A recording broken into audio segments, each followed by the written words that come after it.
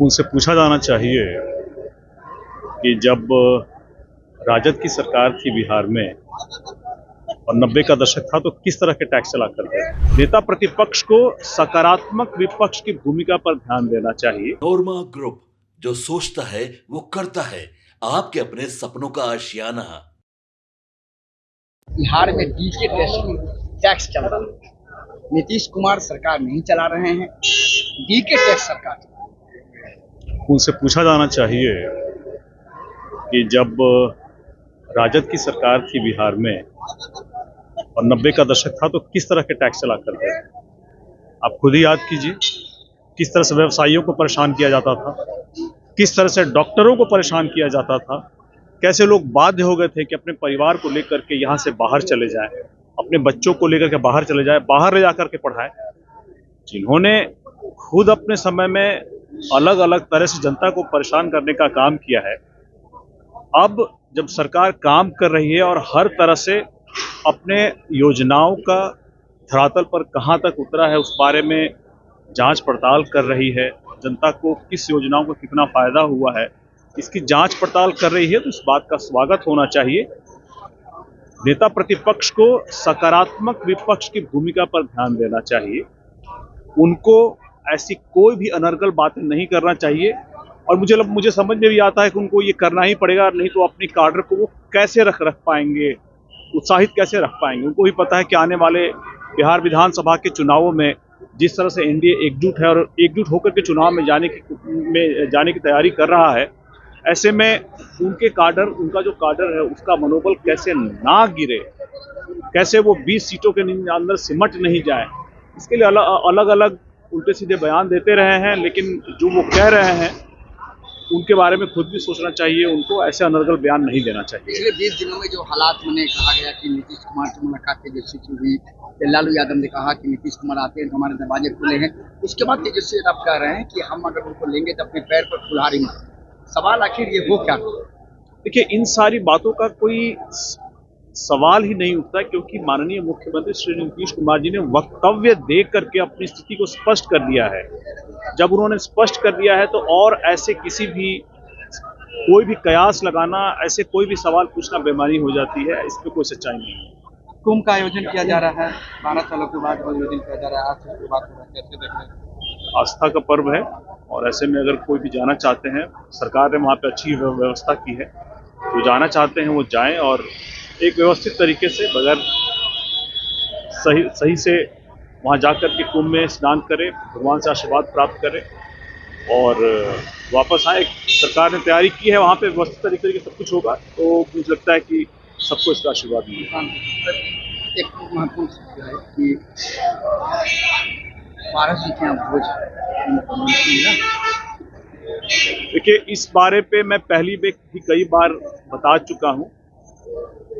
अपना जो भी तैयारी वो कर रहे हैं करें, एक राजनीतिक दल होने के तौर पे उनको करना चाहिए। धरातल पे जब कुछ दिखेगा तो बात करेंगे। फिलहाल हम लोग एनडीए में हैं, हम लोग एनडीए की कार्यकलापों पे बात करें। कल हमारे यहाँ भी हम लोग के कार्यालय, पार्टी के कार्यालय में बहुत बड़ा एक आयोजन रखा गया है दही चूड़ा का, जिसमें हम लोगों ने सब लोगों को इन्वाइट किया है, अपने एनडीए के सभी लोगों को इन्वाइट किया है, हमने अपने कार्यकर्ताओं को इन्वाइट किया है। बहुत समय बाद हम लोगों को मौका मिला कि अपने कार्यालय में हम लोग इस तरह से दही चूड़ा कर सके, जैसे हमारे संस्थापक किया करते थे, स्वर्गीय रामविलास पासवान जी किया करते थे, हम लोग कर सकें।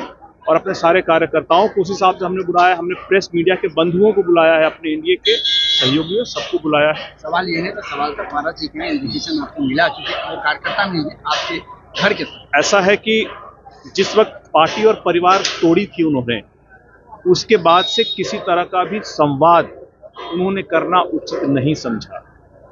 ऐसे में क्या आपको लगता है, मैं आपसे सवाल पूछता हूं, क्या आपको लगता है कि जिन्होंने इतनी बड़ी घटना करने के बाद भी कभी संवाद नहीं रखा, तो कभी कोई और आयोजन के लिए, किसी भी कार्यक्रम के लिए हम लोग को कभी बुलाएंगे? कैसी बात कर रहे हैं? प्रशांत किशोर लगातार अनशन पर बैठे हुए हैं बिहार लोकसभा के मामले पर।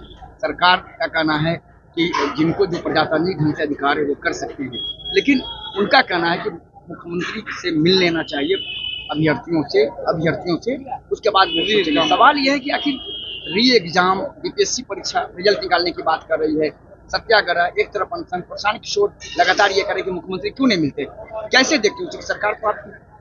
कि हम लोग सरकार के समर्थन में हैं और हम लोग का लेकिन ये मानना है साथ में कि जो बीपीएससी के अभ्यर्थी हैं उनकी जो भी चिंताएं हैं, जो भी उनके कंसर्न्स है, उसको जरूर सुना जाना चाहिए। और चूंकि ये छात्र हैं और कल को यही हमारे प्रशासनिक अधिकारी बनेंगे, इसलिए जितने भी हमारे प्रशासनिक अधिकारी हैं जो सरकार में हैं, अभी हम हमारे लिए काम कर रहे हैं, इन सबको ध्यान रखना चाहिए कि उनके भी बच्चे इसी तरह से अलग अलग जगह पे तैयारी कर रहे होंगे, तो इनकी बातों, इनकी जो चिंताएं हैं, कंसर्न, उसको जरूर सुनी जानी चाहिए। और अगर छात्र अनशन कर रहे हैं तो उनकी चिंताओं को और समझा करके, बुझा करके उसको समाधान करने की कोशिश करनी चाहिए। प्रशांत किशोर का अवसर क्या लग रहा है? प्रशांत किशोर जी इसमें सिर्फ शुद्ध रूप से राजनीति कर रहे हैं। ये जरूरी है जानना कि देखिए, छात्रों का जो भी मामला हो उस पर राजनीति ना हो। अगर आपको लगता है कि ये मौका है, उपचुनाव में एक बुरी हार के बाद अगर आपको लगता है कि ये मौका है, तो हम लोग इसके पक्ष में नहीं है। छात्रों से जुड़े हर मामले पर हम लोगों ने पहले भी, हमारा प्रतिनिधि मंडल हमारी पार्टी से मिला है, मुख्यमंत्री जी से, उप मुख्यमंत्री से, और हमने कहा है इस मामले में छात्रों से बातचीत होनी चाहिए और उनकी जो चिंताएं हैं उसको सुनी जानी चाहिए और उसका निराकरण होना चाहिए। आपके सपनों को हमने सजाया है, ई होम्स पैनोरमा को हमने बनाया है। ई होम्स मेरा एक सपना था जिस पे मैं पिछले 4 साल से काम कर रहा था। हमने जो बनाया है वो सबने है माना। ई होम्स पैनोरमा में हो आपका भी आशियाना।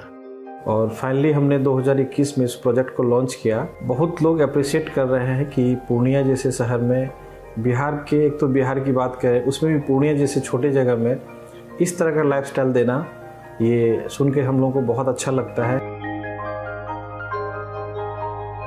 ई होम्स में हमने कुछ और भी किया है, जैसे हम जिस जगह में रह रहे हैं हमारे फैमिली सिक्योर हो, उनको सिक्योरिटी का ध्यान में रखा है। आपकी सुविधा और सुरक्षा आपके लिए खास है, ये आपका विश्वास है। इसमें आर्टिफिशियल इंटेलिजेंस का 7 लेयर सिक्योरिटी का हमने इस्तेमाल किया है। लस ग्रीन कैंपस को बनाया है। यदि हमारा बाउंड्री वाल है तो वो वर्टिकल गार्डन है। ये जितनी भी फैसिलिटी होता है एक इंटरनेशनल टाउनशिप में ई होम्स है, ये हम लोग विश्वास नहीं कर पा रहे हैं। जो भी हमारे मित्र, दोस्त या जो भी हमारे बाहर के बाहर आते हैं, तो हम लोगों को बहुत अच्छा सुनने को मिलता है और बहुत अच्छा क्रेडिट मिल रहा है। वो सारा हमने सिर्फ एक बिल्डिंग नहीं बनाया, हमें एक बहुत अच्छा लाइफस्टाइल दिया ई होम्स में, और मेरा एक सपना था जिसको मैं आज फुलफिल होते हुए देख पा रहा हूँ। ये आपका आवास है। ई होम्स पैनोरमा में अब आपका निवास है। E homes panorama, luxurious lifestyle redefined.